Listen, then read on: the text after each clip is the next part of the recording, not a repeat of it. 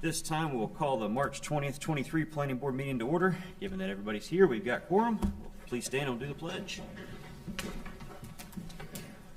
Pledge allegiance to the flag of the United States of America and to the republic for which it stands, one nation, under God, indivisible, with liberty and justice for all.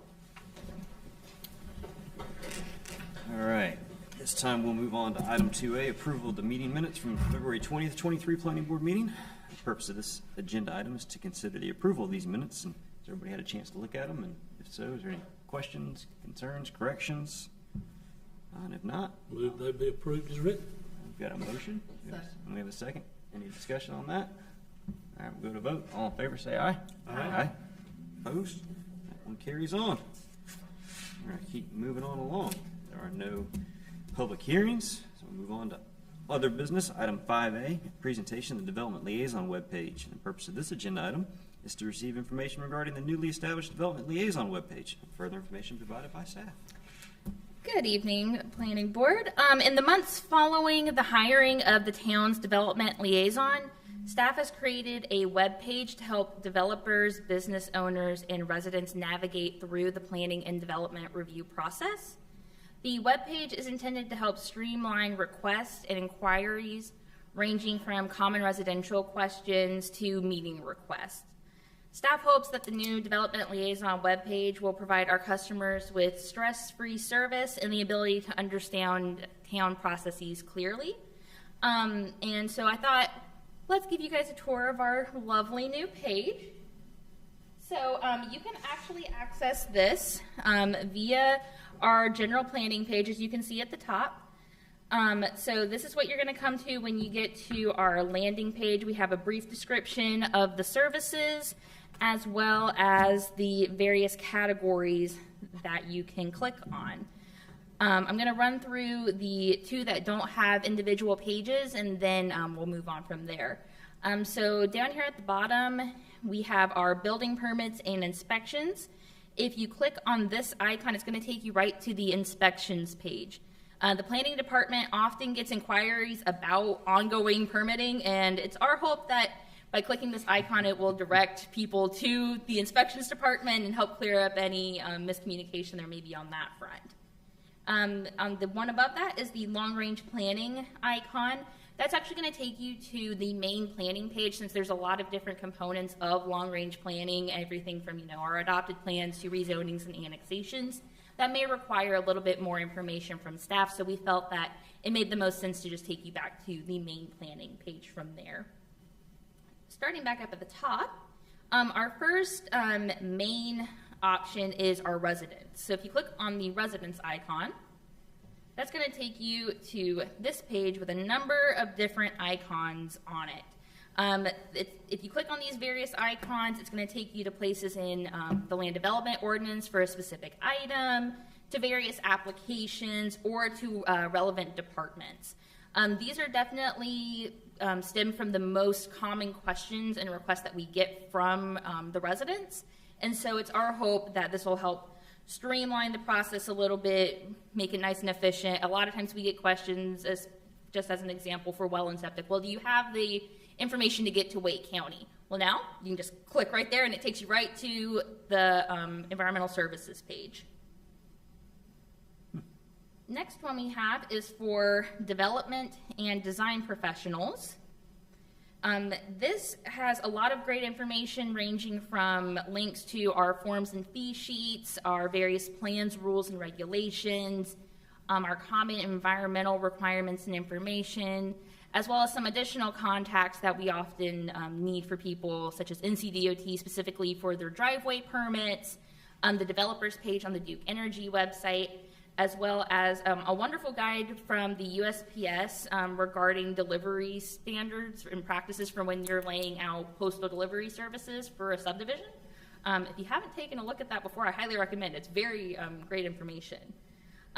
Also on here, we now have ways to schedule pre-development, pre-submittal, and pre-construction meetings. You'll see here that we have a brief description of each of those types of meetings. And then if you click on the various meeting that you would like to request, that will actually take you to a new form that we have that will be sent to our general planning email, and then our development liaison will reach out with available times. That's going to help streamline things because it's going to help us get the information faster. It requires people to upload their documents for the meeting before they can request it. And so staff is hopeful that that's going to help streamline the process, like I've previously said, as well as making sure we're getting all of the information that we need prior to a meeting. We've also now have a online meeting request for both rezonings and annexations as well. That's not found on this page, but that is found on those pages. You'll also notice on here we have a section for where we will have digital submittals coming soon. We're really excited about that, and we're looking forward to that option. And then we also have on here basically a general process flow on how our development review process works.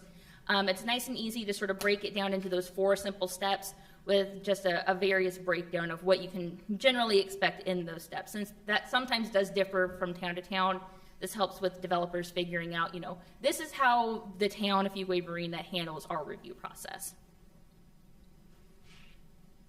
And then finally, we have our business owners page. And this is going to, be a lot of information that you can find through our economic development page, but it's also all located in one location. The first thing we have on here is a general base example of the various things you may need depending on what type of business you're going to do.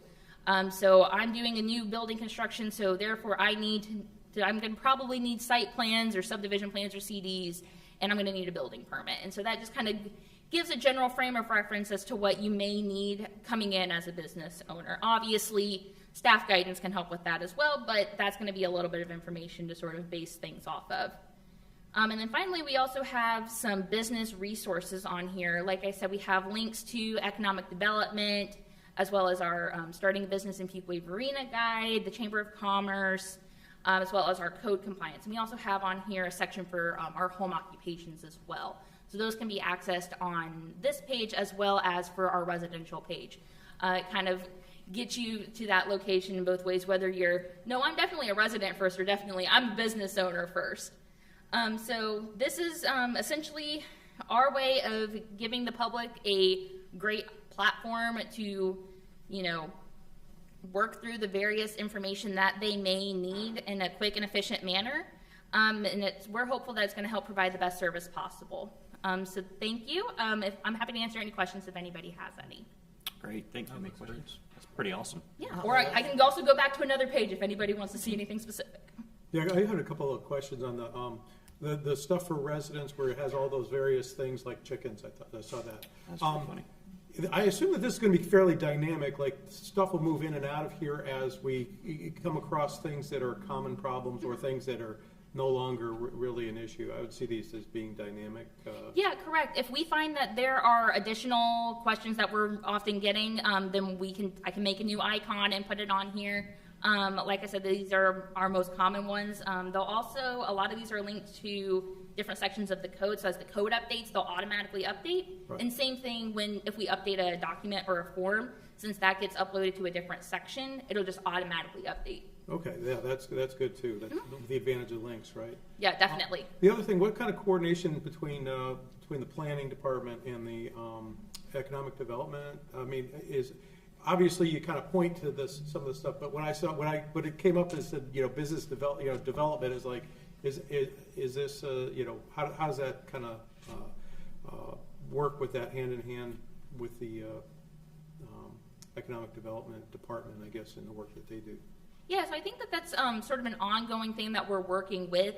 Generally, we wanted to have just a landing platform for us to continually upload things and to have things in one location. But that's a continuing conversation that we are having with economic development to see what are the needs of local business owners. Okay. And I would definitely say it's more oriented maybe for maybe a small business, I would say, as it currently stands, versus, say, a large corporation wanting to come in and build a large...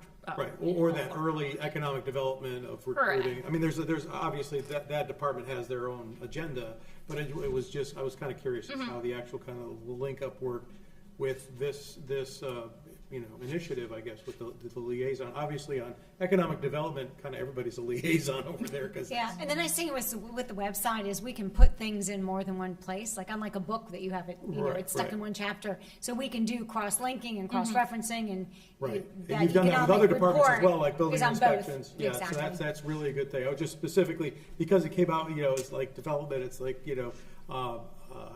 obviously, it doesn't matter where the line actually is because you can cross-link. It's just making sure that you're pointing to the right thing. So. Yeah, definitely. And, if you guys have any ideas that you'd like on the page or something that you're like, hey, I get questions about this all the time, we're always welcome to take ideas to develop these pages further, since this is our sort of first crack at doing the development liaison page. That's pretty awesome. It's amazing that you guys get enough comments on chickens that you have to have a specific thing yeah. for chickens. So more That's than pretty- not, we pretty get crazy. comments on roosters. Yes. So, Yeah, that's interesting. Yeah, I would say I definitely put our most common questions sort of up at the top and then worked our way down a little bit. But it's on there if you need it. Yeah, I think you guys hit most all the topics. I mean, it looks. Don't put one on there for traffic. You'll get lots of. engineering takes care Yeah, of that's that. not our that's engineering's gig. That's pretty cool. So, like, if you click on home occupations here, it takes you to the same link as the business ones, where there was home occupations there as well. So this is going to take you straight to our FAQ section, just as an example, which has a link to our home occupation user guide. Whereas on the business page, there's a separate link for the user guide, both in English and Spanish, as well as the permit itself. Okay. Cool. Yep. Good job. I think that's pretty awesome. Feel free Looking to forward to explore at using your that. leisure. Do you guys have a timeline on when you're going to start accepting digital submittals?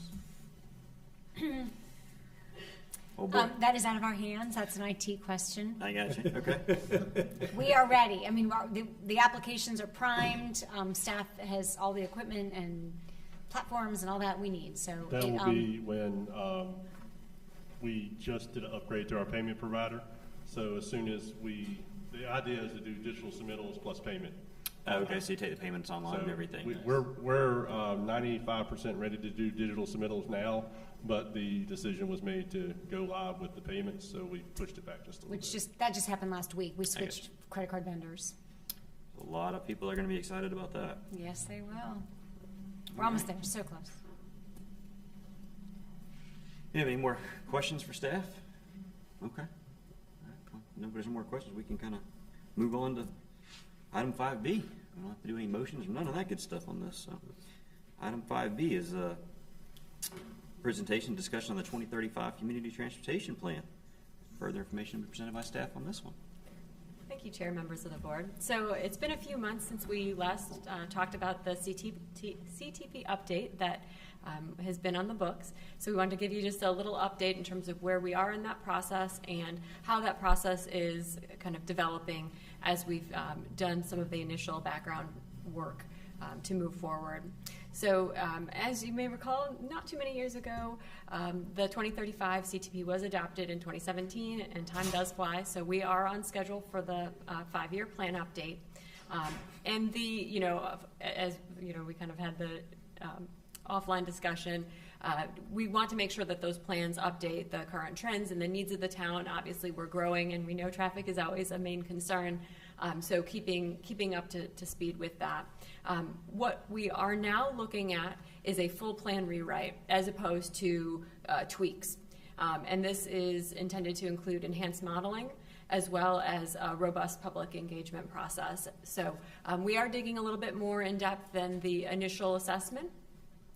And so with that, we have our anticipated scope. At this point in time, we're looking at the RFQ. We're putting together the information for that, the request for qualifications, and we've identified the key elements that we anticipate to include in that project.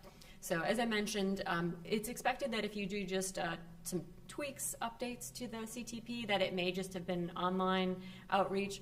We're expecting now, since this will be more in depth, that we can have a mix of both in public or in person, as well as online and other types of outreach.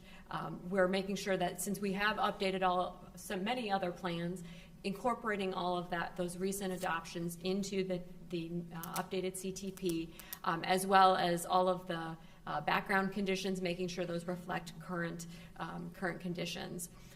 While there's a complete streets approach in the existing plan, we want to make sure to take that even further.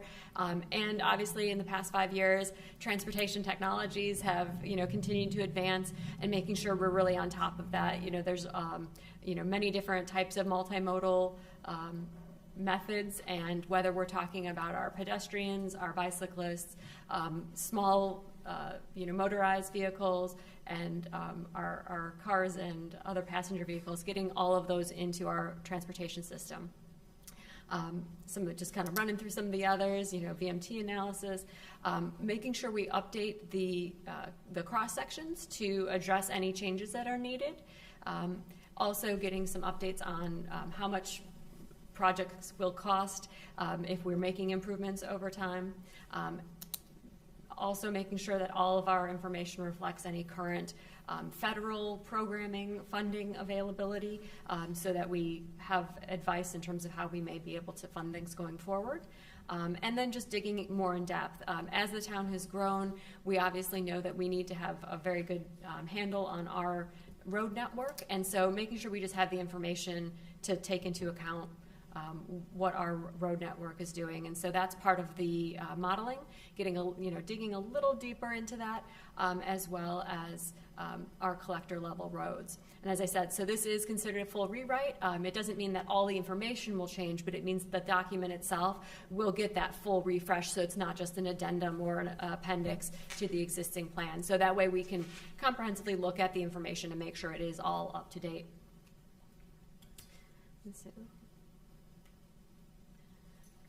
So some of the internal tasks we've been taking on in the past couple of months are working together with an interdepartmental team to dig into some of those scope aspects and make sure that we understand what all the needs are from different points of view, and where we've been in the past with the plan, what we might need to look at this time. So as I mentioned, so some of the things we're doing, we have a lot of wants and needs, and of course we're always trying to make the best use of our funds. So we're looking at the items that staff can handle internally so that we can really focus the consultants' resources, whomever is selected, on the tasks that we don't have the capacity for internally. So some of those would be looking at our street cross sections internally to determine some of our needs with all of the, obviously we've got great staff knowledge as far as what some concerns or where areas for any modifications might be. Also, there's been interest in adopting a traffic calming policy, so that if residents have concerns regarding, traffic calming, that we have an identified approach that's consistent across the board, so that if someone has a concern, we're able to address that kind of fairly across the board, depending on what the circumstances are. Oftentimes, staff might get, requests for things like speed bumps, and obviously it's great to have a very unified, systematic approach to how the town would address any type of, determine if there is a traffic calming issue and how that might be addressed and different ways to address those. So that's something that staff is working on right now, and looking at some benchmarking and best practices from other municipalities. And then, of course, once we have a new 2040 CTP adopted, staff can go back and make any modifications to our other plans. So we're, all the language that says 2035 CTP can be updated. If there's anything that comes out of the CTP that needs to be rolled into the land use plan or into the LDO, staff would then go back and be able to make those changes. So again, we're making sure our consultant resources are really focused where we don't have the modeling capacity or things like that. So right now, our schedule has pushed back a little bit, both based on the scope of the project. Like we said, it expanded fairly, to be a pretty robust update.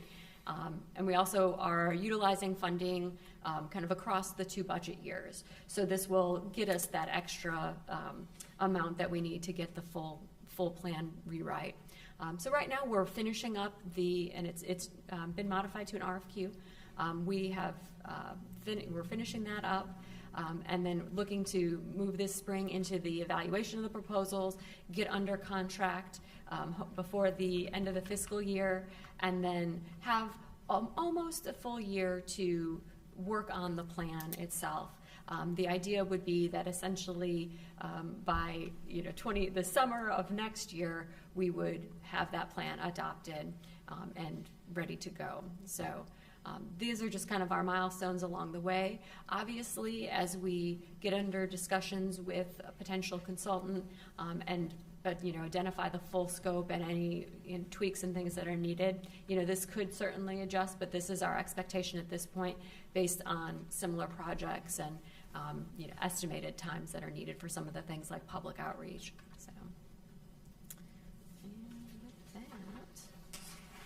So that is what we have today. Like I said, really we just wanted to give you an update since it's been a few months, so we're not radio silent.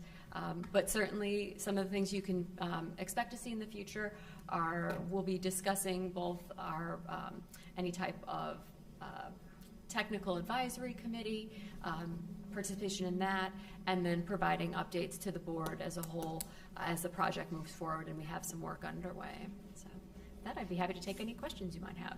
Oh, awesome, thank you. We have questions? I think I have one on the schedule, just kind of on a planning board level. I know one of the things I ran into difficulty is we got like the LUP and you get it like Friday or Thursday before the meeting. It's a lot to digest at one time, and I have a feeling the CTP is going to be probably maybe even a little bit more than that. So is there like a way for us are we going to get any updates as it goes, or is it just like, hey, you're going to get it and then we're going to have to review it and then boom, we're going to vote on it? Because I mean, I'm not a really big fan of us tabling things. It typically it isn't the best thing for us in most instances, but I think we wind up tabling the LUP for a month. So, and it puts you guys behind schedule because we wind up tabling it. Right. Just something along those schedules. As Melissa mentioned, there'll be some robust public outreach, so I would encourage you all to be, especially some of the online things that are easy, right, is to kind of follow some of that outreach, because that's going to be basically kind of giving you the foundations of what some of the changes proposed are. So when you see the final, yes, we will try to get it to you earlier than the Friday before. Well, and I don't mean it like that. I just mean like right. because it goes from like June 2023, and then the next one is March 2024. It sounds like there could be, because usually like what we had, I think what we had with LUP was all the documents came in, and I think you guys actually did PDFs of all that community outreach. But it was 300 or 400 pages to go through to kind of digest all that. So, and it looks like on the schedule, like your intention is for it to go to planning board and then it go to town board the next month, which means you really aren't wanting us to hold it any longer than we need to. And so I think it's helpful if we get to see something ahead of that meeting to kind of know and figure out where direction you are. That way we're not asking questions or having to force you guys because we tabled it for a month. And right now that large gap that you see is really the fact that we definitely will be negotiating with a potential consultant to understand their best approach to the project as well. So there's some things where, yes, we will definitely have a robust public outreach process, but if they have suggestions in terms of the best methods or methodologies or timeframes, let's make sure we miss spring break for schools. Let's make sure we aren't conflicting with other things. So as that gets developed and kind of framed out, I think that does give us the opportunity to check in with the board. And as Pam said, if we've got those kind of key touchstones where there are releases of data along the way, we can get that to you so that you can start digesting it the same way.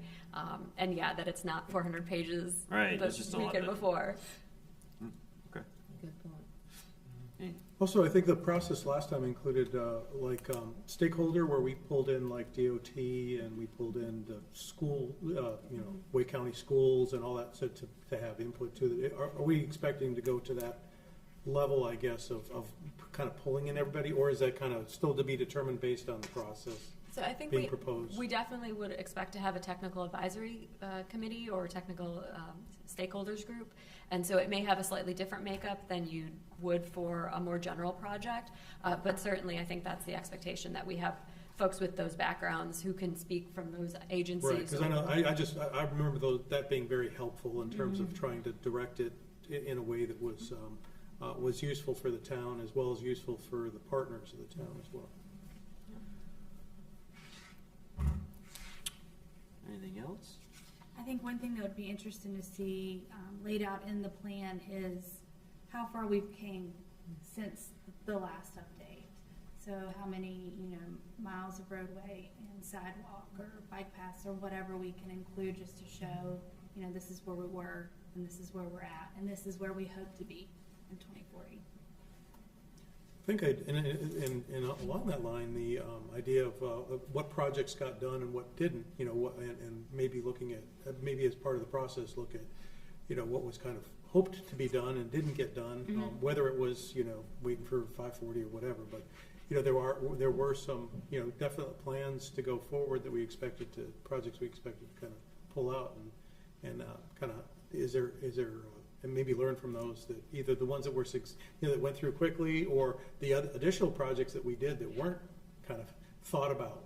Why did we miss that those new transportation plans were going to be happening? And is there something that we can do about it in this plan to prepare for those kind of challenges? You guys coordinate with like Holly Springs and some of the roads we have that Yep. tying all that together too. I know Piney Grove Wilbon is one of those big roads that comes around and loops, and that stuff is starting to see some more traction. I think that's going to be good. And one of the things our IT department has been doing to assist with that is just providing integrated mapping so that we don't end at our boundary or at our Right. ETJ. So they've been really helpful to make sure we get all the layers and information so we can overlay that and make sure things match up. So. That's good. Yeah, I think the more coordination, the better here. Any more questions or comments for staff? All right. Thanks. We look forward Very to seeing good. that one. All right. I guess we'll move on to item 6A, the planning staff report. And the purpose of this agenda item is to receive information on the disposition of the planning board's recommendation to the town board on the commissioners since the February 20th, 23 board meeting. Any questions for staff on that one? Look pretty clean. No questions on that one. We will look for a motion to adjourn. Motion to adjourn. Got a motion, a second? Anybody? Seconded? A motion second, all in favor? Aye. Opposed? We are adjourned.